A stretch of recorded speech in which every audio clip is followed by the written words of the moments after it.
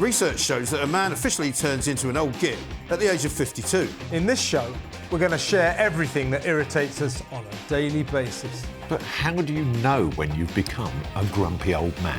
Your back goes out more than you do. The only thing you can do twice in a night is go to the toilet. Welcome to Grumpy Old Men. Well, first up is, he's pretty grumpy. Mike Graham. Yeah, I am grumpy. What are you grumpy about, You would Mike? be grumpy if you were me, because there's so much to be grumpy about. Well, that's why we're here, Mike. If this show is actually long enough to cover the things that I'm grumpy about. Well, just start with one. But I'll start with cycling. Cycling, which is my pet hate, absolute hate cyclists. I can't tell you. Is some of your prejudice lycra-based as well? It is lycra-based because I'm going to explain to you that there are several different strains of cyclists, right? The peak strain is the one that wears the helmet with the attached camera on the top, right? Now that, I'm afraid, is an instant sign that that man... Lives alone, is white, has a beard, probably voted Remain, hates Boris Johnson, hates Brexit, and just thinks he can go through red lights with absolute impunity. And if anybody does anything at all, opens a car door, stops a car, gets into a taxi, he's shouting at them. Well, we might have an example. Oh, good. So let's have a look at That's going to hurt. That's going to hurt. What a shame he fell over. But people get enraged because, as I say, there's several strains of these characters. There's the ones who wear the full lycra. The ones in the country are actually worse. These are people I remember very well back to 2012 when I first heard the phrase peloton. Two guys on a train that I was on started talking about it. You know why? Because suddenly the Olympics was in London and everyone was talking about cycling. And all of these bozos suddenly decided to buy bikes. People are spending 6,000 quid on a bike. I've got a peloton. I've got a peloton. No, you haven't. You've got a stationary... you mean a stationary That's a bike. stationary bike that you... I mean, he doesn't even know what he's talking about. Which I also don't understand. Is like, why do you want to sweat that much in your own house? Yeah, exactly right. He doesn't use it because I've been to his house and they hang clothes on it. Used to be the Corby trouser press. Yeah, it used to be the Corby trouser press. Then the skiing, the cross-country skiing machine for a while. The that Nordic was good, track. Right. But I had one of those, but I didn't. It was for my wife. It still didn't work. I still divorced her. She never lost the weight. Anyway, look, here's the thing. The bottom line is that these bozos have decided that they own the bloody road, right? You see them cycling on dual carriageways, and you think, what are you doing? You see them cycling, and then there's the other ones. There's the drunk cyclists, the ones who get on these sort of Boris bikes in the middle of London. They've been to the pub all night, right? And they think it's a really good idea, dressed all in black, to cycle home. And they're sort of all over the road like this. And you're driving, trying to come back from work or do something, and they're an absolute menace. How more cyclists are not killed every single day? I'll have no idea. Right, you're quite obviously a little more than grumpy about that. But Kev, what are you grumpy about? I'm grumpy about gender-neutral toilets. Who ever asked for them? Who voted for them? Have you ever met a woman who likes them? Ever met a bloke who likes them? And yet, everywhere you go, loads and loads of, you can go in there, you can go in there. When I'm taking a piss, I don't want some woman looking at me, and they don't want to look at. I don't want to look at them either. We had this really good system, for hundreds of years. It was called gents and ladies. It really worked well. So what happened? There's more than two genders now. What happened? Yeah. What happened? No, there aren't more than two genders. That's the whole point. These are the genders. These are the genders. Blokes and birds. That's it. That's it. Right? So none of this... I saw somebody as I was walking into the office today who was neither of those things. Yeah, I'm going to get in trouble for saying birds, aren't I? I don't care. Anyway, nobody asked for these things. As you say, they cause all sorts of problems. What about this school campaign? I think we've got a clip about this school campaign for a gender-neutral toilet. Should we take a look at that? That might enrage you further. Keep calm, it's just a toilet. So say the students of a Los Angeles high school who campaigned for unisex bathrooms in a bid to accommodate transgender students. Sante Education Complex has become the first school to open a gender-neutral bathroom in America's second-largest school district. Clearly thrilled by the verdict, students cheered outside the converted former female restroom after the motion went through. Just off. I mean, what a load of crap. Nobody wants these things. And by the way... You have to keep swearing. By the way... Well, yeah, I do, actually. No, you don't. This is a family show. off. In schools right now, they're these gender neutral. Girls are so mortified about being sort of leered at by the boys that the poor little things go to school and they hold it in all day. They get into terrible states. This is how mad this is. And here's another thing. When you go to the theatre, for example, being a bloke, good news, because in the break, in the interval, you can just nip in, take a piss, you're gone. Have a look at the ladies. There's a queue all the way around the block. They have to wait for hours. Well, that's another reason why they shouldn't have gender-neutral toilets, isn't it? Because if you go to the theatre, as you so often do, because you're such a sort of thespian type, which is very... I do like a night at the theatre, yeah. He likes the night at the theatre, very much a supporter of the arts. In fact, when he's not here, he doesn't actually talk like this at all. No. He agrees with all this rubbish, because actually those He's are hanging out with his real actor friends, his friends. Hampstead mates, you know, and all of that. Yeah. And the point is that when they do, because they'll eventually put them into the theatre, and then you'll have to stop going, because you won't be able to get into the toilet. I'm just I went to see piss that against the wall. I went to see that Kit Kat Club. You know, the sort of remake of Cabaret, yes. Yeah. which was fantastically staged, and it's all quite gender neutral in the whole thing. And they had a gender neutral toilet for everybody there. Yes. Rows breaking out everywhere. Yeah. Women screaming at men. You're jumping the queue. It's like, no, I'm going to the urinal over there. I don't need to go. You know. I don't need to queue up for So that. it does cause problems. Yeah. And it comforts, I take it that it comforts certain people. Yes. Who does it comfort? Well, all those people you don't Those agree school with. kids in Los no, Angeles. Well, no, they were overjoyed at the new Well, sign they're on just the loo. idiots. No, I mean, the But it thing looked is, like again, a but it's fairly like rubbish school. But it's like a lot of this stuff, isn't it? You know, it's when they impose it that people get annoyed. I mean, Yeah. I don't care. I mean, all the people in favour of it will say things like, well, it's a gender-neutral toilet on the train, which is true. It's a gender-neutral toilet on the aeroplane, which is true. You know, I mean, some trains are just a great big long gender-neutral toilet. well, that's very true. Some You of them know, smell they haven't like been it as cleaned. well. Absolutely right. But Well, that's the point of- about all of this though is it's when they start telling you have to use it. You must use it. I mean, if you want a neutral toilet, why don't you just have one there and have men's and women's over either side of it? Don't have a neutral Well, now toilet. we're on the subject of gender. My thing that slightly gets up the left nostril is pronouns in emails. Right? Yep. So that thing, about 2 years ago, I had a member of my team come to me and goes, I think we should have pronouns on our email headers. Really? And I'm like, why? Right. To which she replied, to show solidarity. And I'm like, to who? She then went on to explain, and I said, all right, if you want that, that's fine. Are you okay with me identifying as a bloke? Yeah. To which she got very offended. In principle, if you want to do that, knock yourself out. Right. I don't give a monkeys. Right. Knock yourself out. I just don't need to do it. No. But the interesting thing is, if you say that, all of a sudden, you fall into that category of people who are, well, you're not liberal. Well, You're a hold on. bigot. Forcing me to do something that I don't agree with is not liberal. No, the word liberal has an interesting connotation now, doesn't it? Because it's now actually much more likely to be incredibly authoritarian and telling you exactly what you should be doing. I mean, I burst out laughing now. I don't see very many of them, but occasionally I'll get an email from some PR, and at the bottom it will say, you know, she, her, or they, them. And the I'll just clue go, is her name don't is care. Lucy. Yeah. Right. So I'm not like guessing. Oh, I wonder. Right. Right. So Lucy from so and so. Yeah. She, her. Right. Fine. Yeah.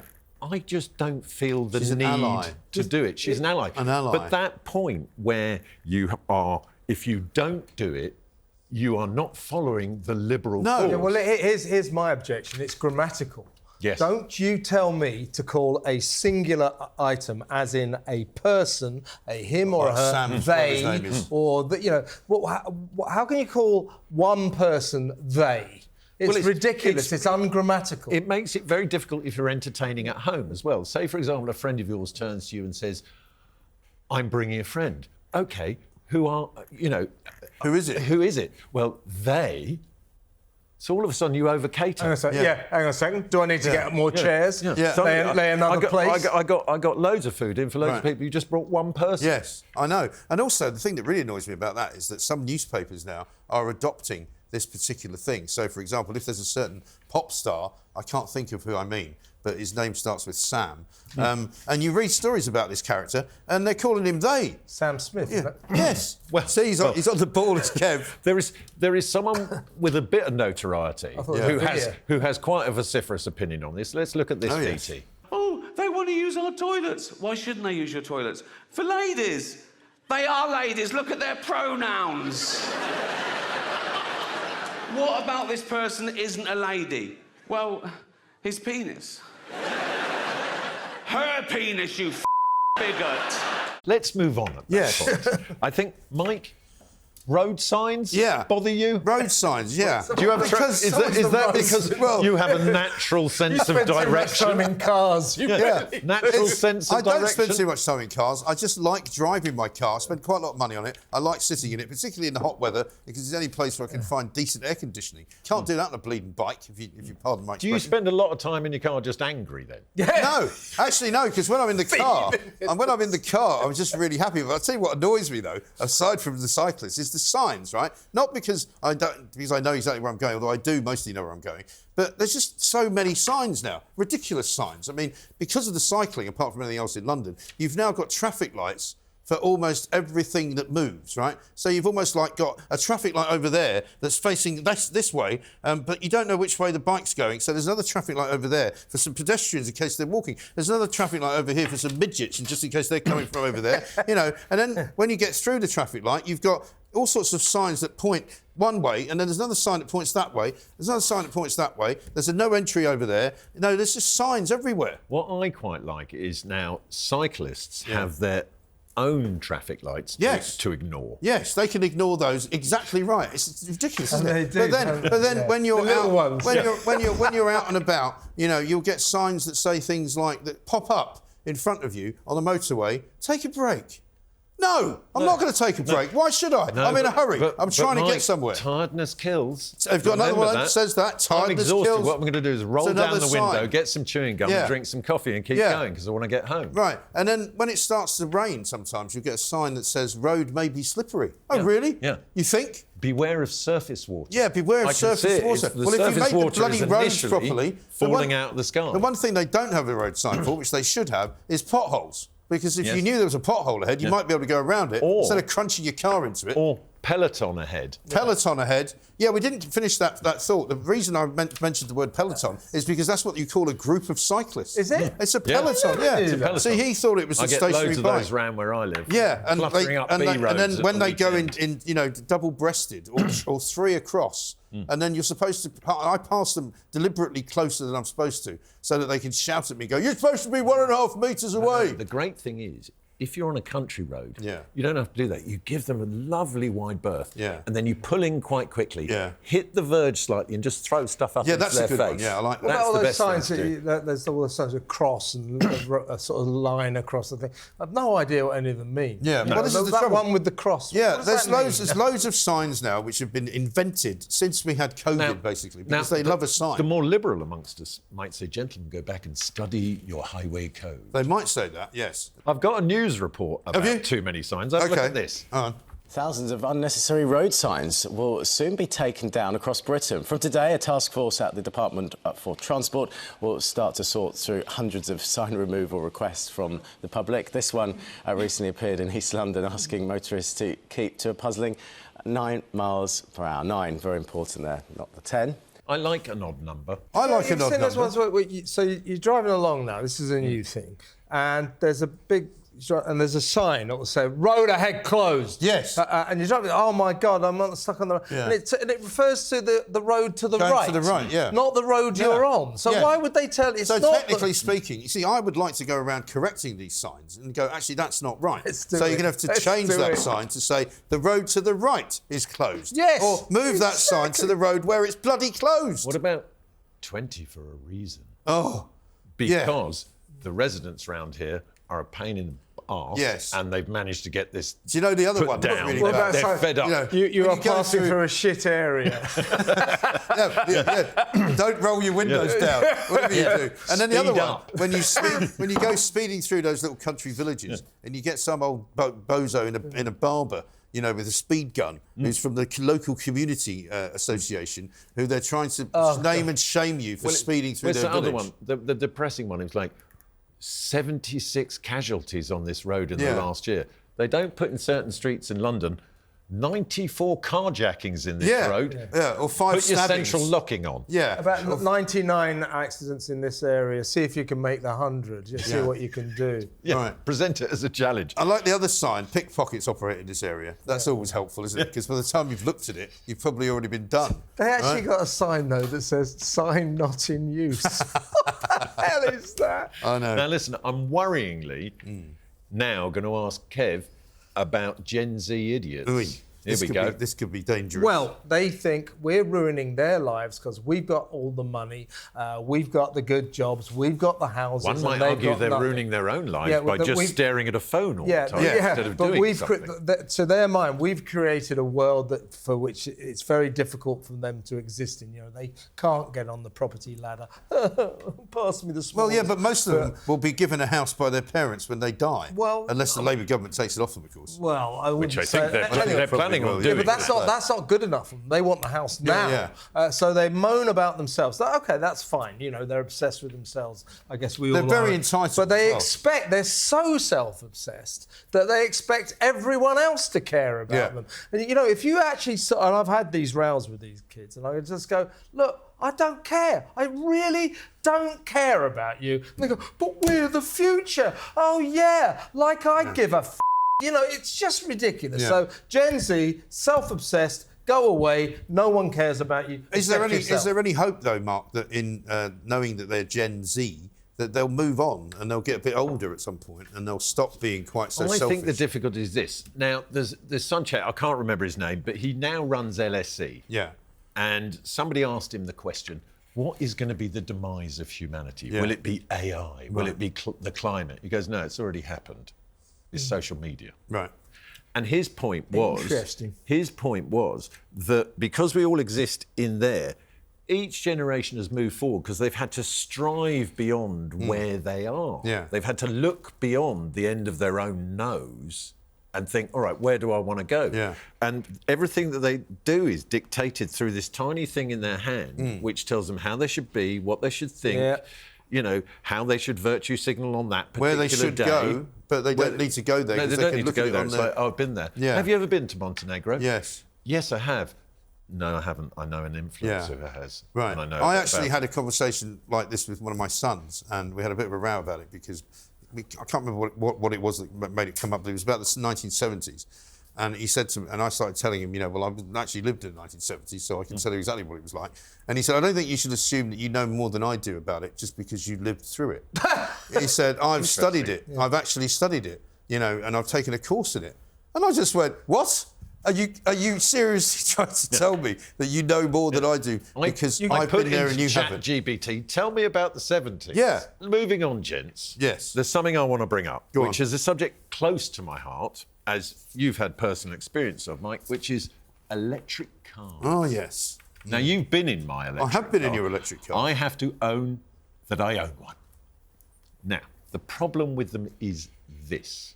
You spend your life in a state of range anxiety, unless you're willing to spend 120 grand on one. That might, if you're lucky, if you don't turn the radio on and you don't turn the aircon on or your heated seat and put the windows down and affect the coefficient drag and all that kind of thing, you might get 300 miles out of it. So you're not driving to Scotland. So at some point, you've got to pull over at a service and station. plug it in. Yeah. 40 per an hour or something? No, it's not that. That's not the bad bit. The bad bit is there's no free ones. Yeah. And there's a queue. So you now, got a queue. we are a nation of queuers. Yes. Right?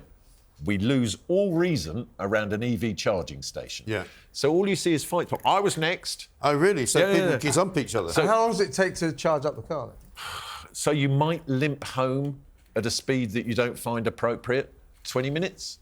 Okay. But you might wait an hour and a half to get on the bloody 20 thing. minutes. That's a joke, This isn't is a joke. What about petrol? so in Imagine principle- standing there at the petrol pump for an hour. 20 years. So in principle, what happens is they defeat the object of motoring, which is a sense of freedom. Right, and also you a are sense trapped. of getting as quickly as you can from point A to point B. Yeah. They're But not it's working, are they? It's not but working it's out. also the fact that they're just worth nothing now. So I looked at potentially getting rid of mine, and the bloke went, I can give you £8,000 for that. And I went, and he goes, well, I'm going to have to admit to you that the prices of second-hand cars, as we may or may not know, are dictated by the auction houses. Yeah. And because they're constantly bringing out new ones, and because of the business breaks, everybody's like, well, I'll buy a new one because I get a tax-free break on that. Yeah. But then if and that's the only reason they started selling a lot of them. And now they completely defeated the object for me, which is I used to drive into central London. I live out west. Yeah. I used to drive into central London, park for less than £5 a day.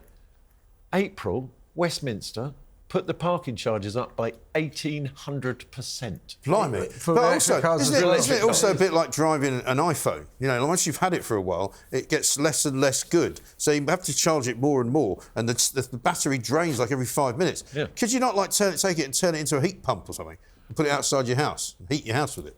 Potentially, but we've got someone who knows a little bit about cars who's got something to say about them. Okie doke. How many screws do you have to have loose before you say yes?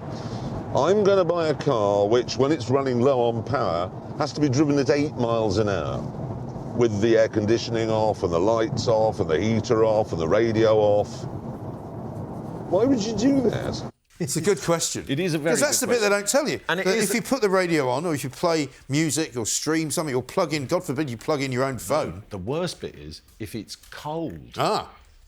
If it's cold, it takes longer to charge, and then the battery doesn't last. So you're going back to petrol, yeah?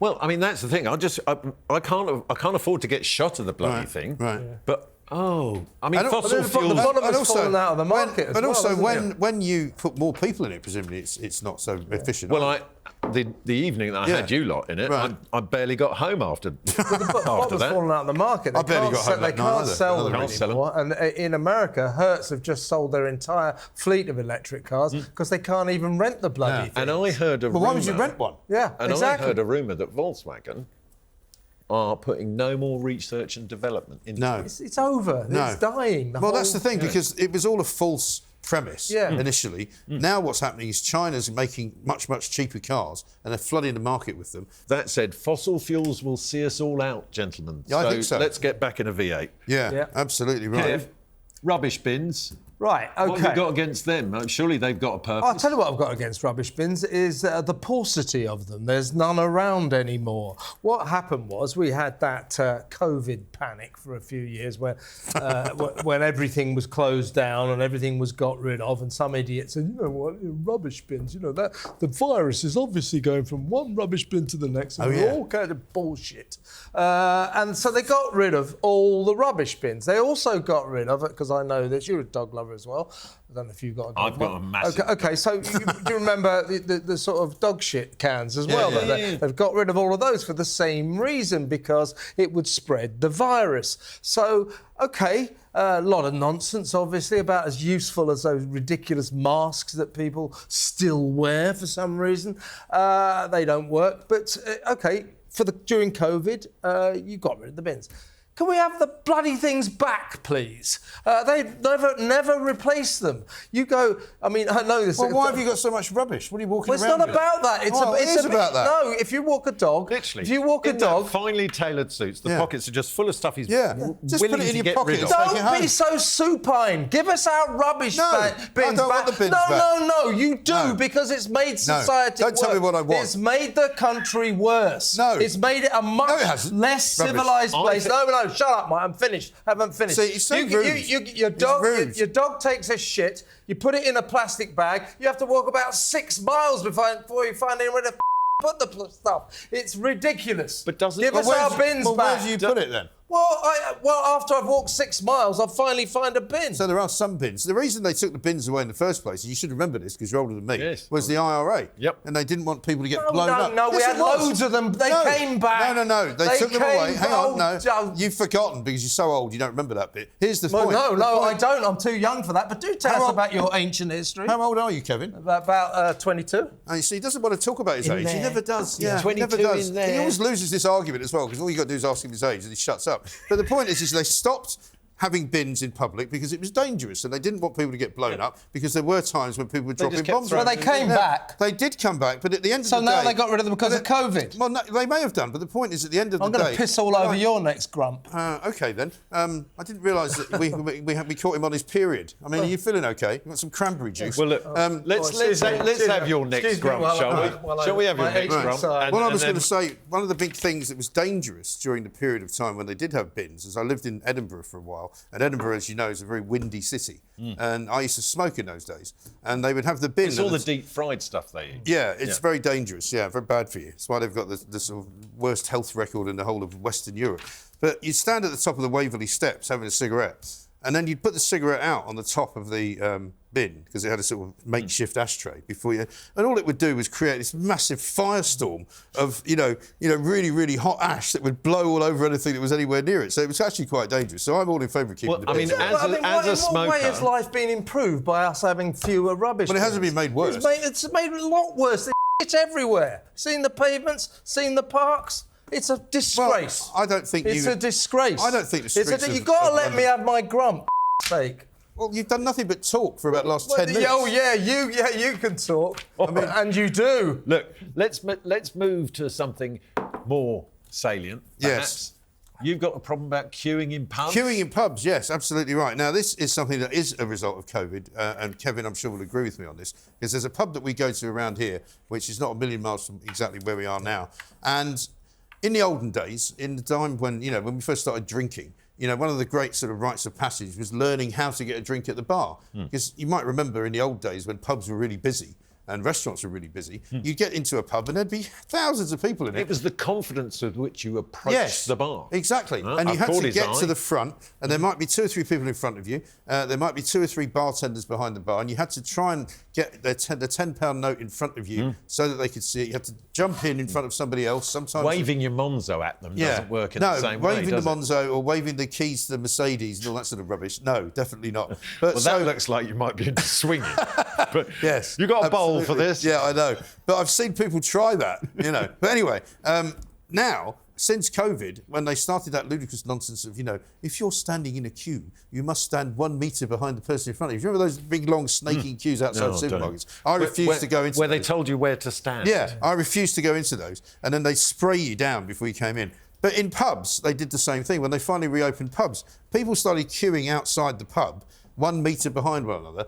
And it's mostly sort of Gen Xers and Gen Zers, or whatever it is, anyone between 18 and sort of 28.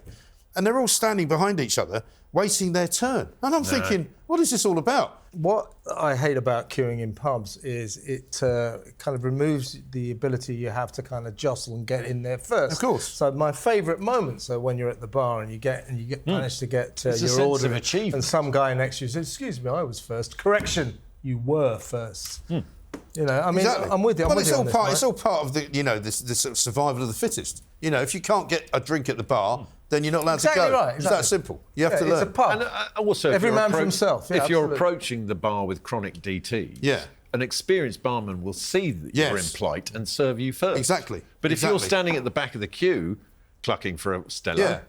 Also, going to the pub thing. does not mean, a bit like the electric car conversation, you want to charge it, you want to do it straight away. I don't want to go to the pub and wait 15 minutes behind 10 other people before I can even get a drink. I mean, I'm not a great queuer. No, I hate queuing. I lose interest. It's like, if I see a queue for something, I generally think I'll come back later. Yes, I'm the same. Or not at all. I'm the same. So to sort of... Life's too short. Most British people, if they see a queue, even if they don't know what it's for, they just join it. Yeah. I mean, remember... What Not about at an EV charging station. I mean, look at old Phil and Holly, where they broke the sacred law of Britain by jumping the Queen's funeral queue. But that ruined their careers. Yes. So not forgiven for there was other things. There was a couple of other things. A couple of other things that might have put the final nail in the coffin there. Right.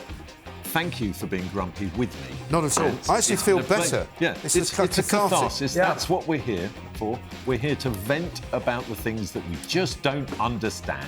That's all we've got time for on this week's show. Big thanks to Mike and Kev, and we'll see you next week.